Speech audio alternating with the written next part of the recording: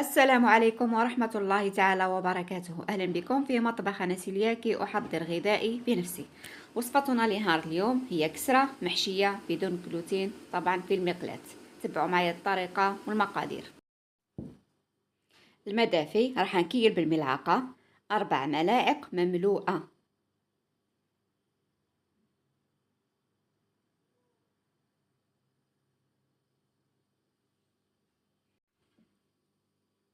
ملعقة متوسطة خميرة الخبز، ماشي الصغيرة وماشي الكبيرة. ملعقة سكر أيضا. نزيد نكيل الزيت بالملعقة.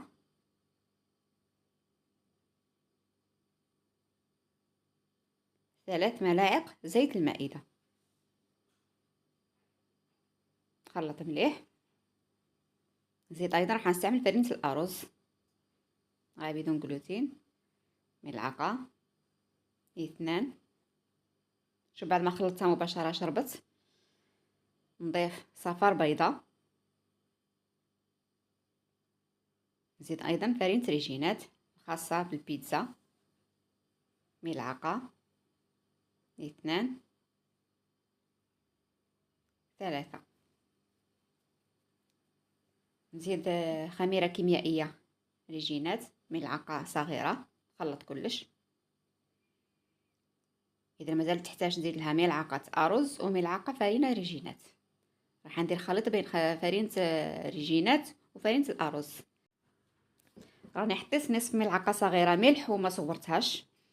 الآن ننشف بالفرينة ريجيمة، الفرينة الصفراء. راني نعجن وننشف.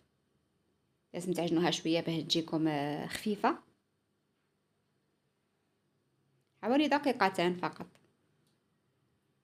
خليها ترتاح حوالي 3 دقائق. بعد ما ارتاحت عاود نقسمها بلا ما ننفسها. نقسمها ونصبط مباشرة. إذن هذا الجزء الأول. نزيد نصبط القطعة الثانية. صبطو ونشفو بالفرينة. إذا لازم كتصبطوا وحدة أكبر من وحدة، اللي تحطوها الأولى هي تكون أكبر. نجيب الحشو اختياري. خيرت بين تكتوكة شوية لحم مفروم. شوفوا الجبن اللي خدمته معاكم راني استعملته هنا. حطوا الماء في الجوانب باه تلصق مليح، أو بياض البيض باه ما تفكش كي تكون طيب. نلصقوا هكذا على الجوانب ونضغطوا مليح. نعاود نسقمها شوية غير بالعقل باش ما تفكش. هذه الجهه اللي حطوها الاولى في المقلاة نهزوها هكذا بالطريقه هذه. شوفوا كيف طلقتها بهدوء. نتقبها شويه باه تنفس ونغطيها.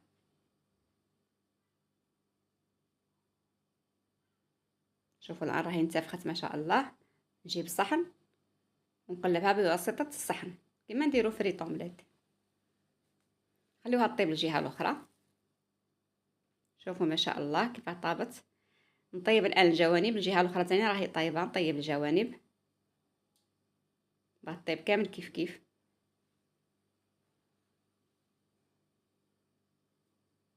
شوفوا الجهتين.